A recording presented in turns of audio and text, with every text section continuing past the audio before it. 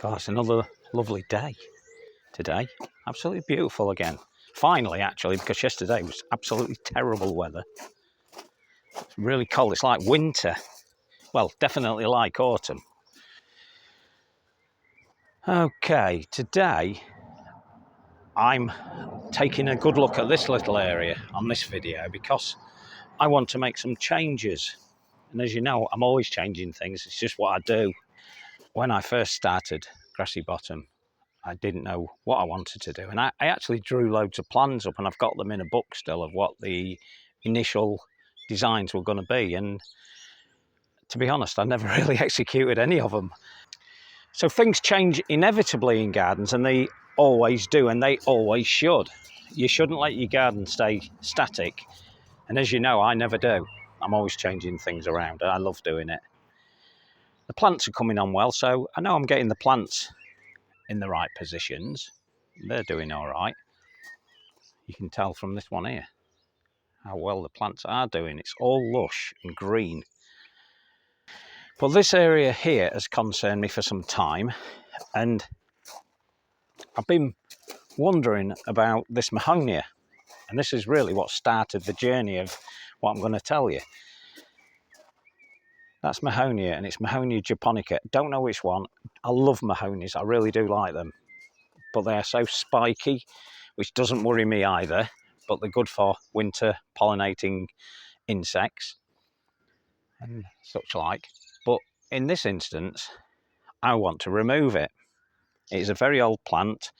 It's looking very healthy at the bottom, where I did do a lot of pruning, and that's taken a couple of years to come back, if not 3 actually. And it will come back lovely, and it is a good shrub. But what I want in this area now is a change, a total change, and I guess part of that's been brought on because of what I've been planting here. So the Acer that you can see there, with the Japanese tea lantern behind it, and the bamboo, is where I'm headed. I'm hoping to turn this area into a Japanese garden, which is quite exciting. The downside, I've got to rip everything out. Well, not everything. I'm going to take certain things out, but a lot of the plants really will have to go. So I'm looking to remove this grass, which is Miscanthus giganteus first. And then we've got lots of other things in here that unfortunately will have to be moved. I have no fear in moving a lot of these plants at any time of year, should they need it. But in this case, I'm probably going to hang on a little bit longer because I don't want to start moving things around too early. And I've got the garden open in another month or so. And although this isn't perfect, this section here at the moment, I'd still like to keep it planted up for that visit maybe. Well, definitely for that visit. So we'll wander around here and show you this little section. And this is really what's been inspiring it, because I always talk about, well, this is my nod to the Japanese garden. Can you see Hamish's tail there? Look at him. There's a blackbird's nest here. I'm having to move him away from it because I think they're about to fledge and I don't want him eating them. And he will, and that's what cats do. Now, I've got quite a few books on the subject of Japanese gardens because I love Japanese gardens. And in past gardens, I've also done nods to the Japanese garden. Never really built a proper Japanese garden. And I don't know whether that's going to happen here. I don't know whether it's going to look any good, because I'm not an expert at it, not at Japanese gardens anyway. But there is a nice area that I can use it. It looks great. This is almost triangular because of the very nature of what I've been doing in forming different borders. Here's a close-up of the Mahonia. And they are beautiful, beautiful shrubs. So this Mahonia was already here when we came. And all I've done is a bit of pruning, really, just to sort of get it to where I wanted it. I wanted it to have that gangly, gnarled look, and it has, to be honest. But I fear it's just not doing what I want. And us gardeners are control freaks by our very nature of gardening. So I want to turn it into a Japanese garden. So the first thing I will do is take out the Mahonia.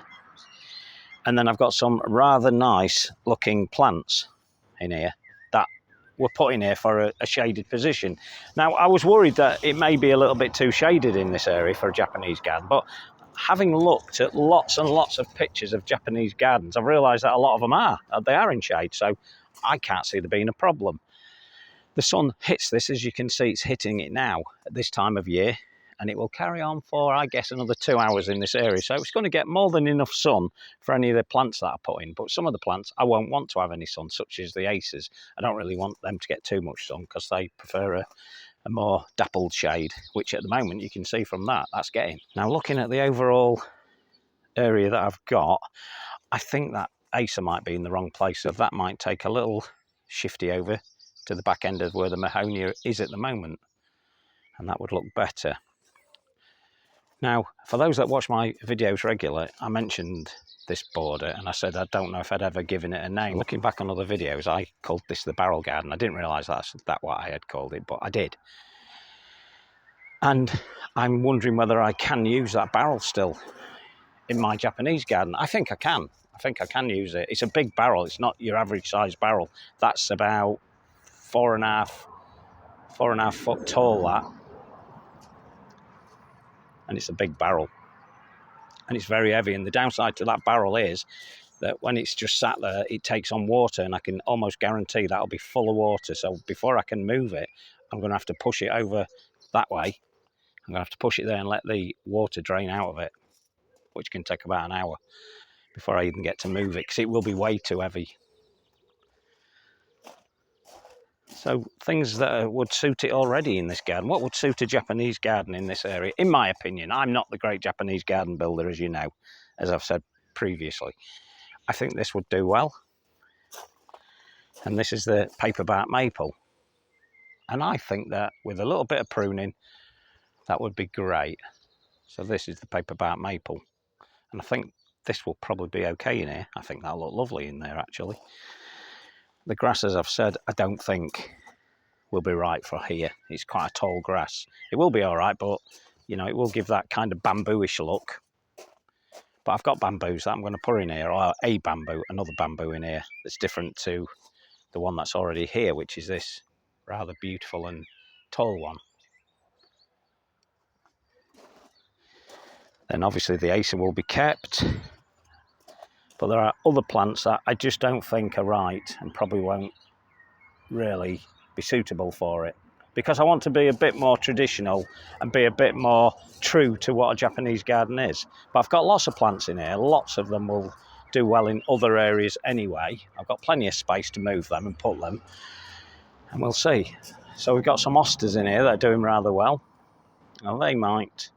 Do I keep them in? I don't know, because we get snail and slug problems, as you know, and I just feel that in this area they will absolutely hammer them.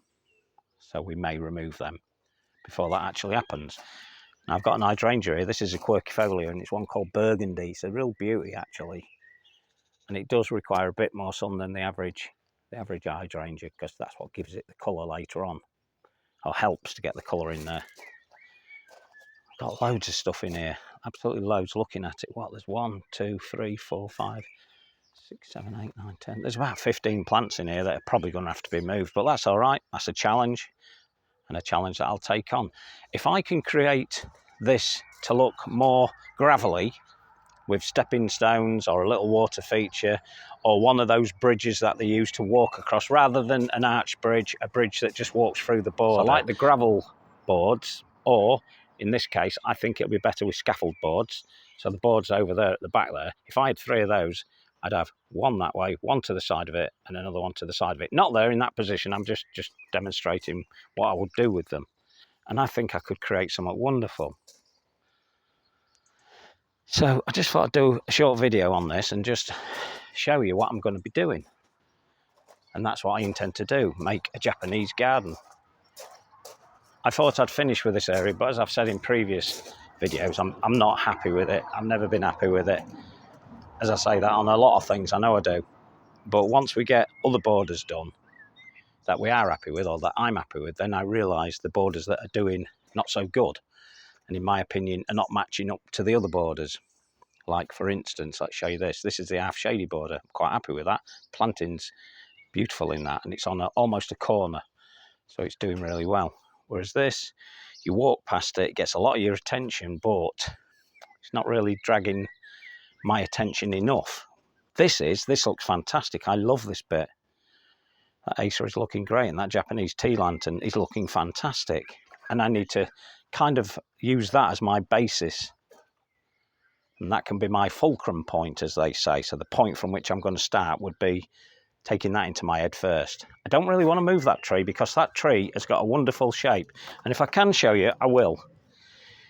I'll show you the shape. Now, if you watch my videos through winter, you will realise that this is actually quite a long branch that's falling down. And if you can just see through there, which you can't really, I'll show you. There you go. So this is that main branch there. It goes all the way down this section.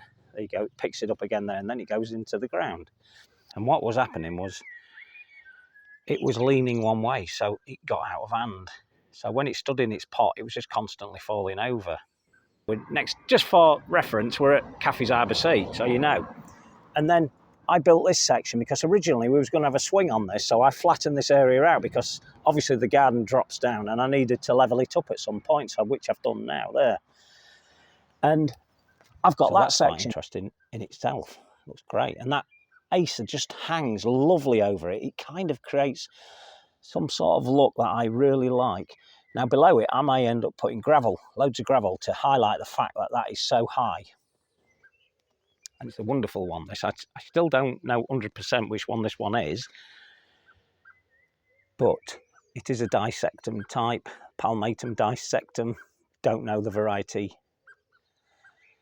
I've had a few guesses at it, but I can't be sure of that because, as I said in previous videos, he's lost the label.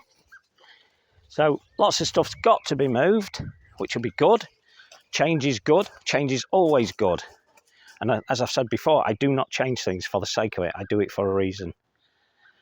And I will do that with this. So hopefully I'll be able to show you the process as I go along. And we will be removing plants. And as I do that, I'll probably put them on Instagram. If you look on Instagram at richardchuck.1, that's where I post most of my actual photographs, rather than on Grassy Bottom, which I also have. But I tend not to put much on that one because people tend to go for the other one more. So I shall put some on that and show you the process I go through. So hopefully you'll be part of that and you'll watch me develop this area.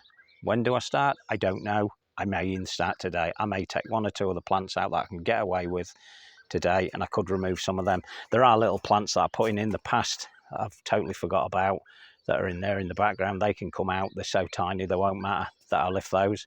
I'll either put them back into pots or I'll just dispose of them because they're not doing very well anyway. But I like to give things a chance before I do destroy them. So hopefully that will look good. Okay, I'll talk to you on the next one. Ta-da!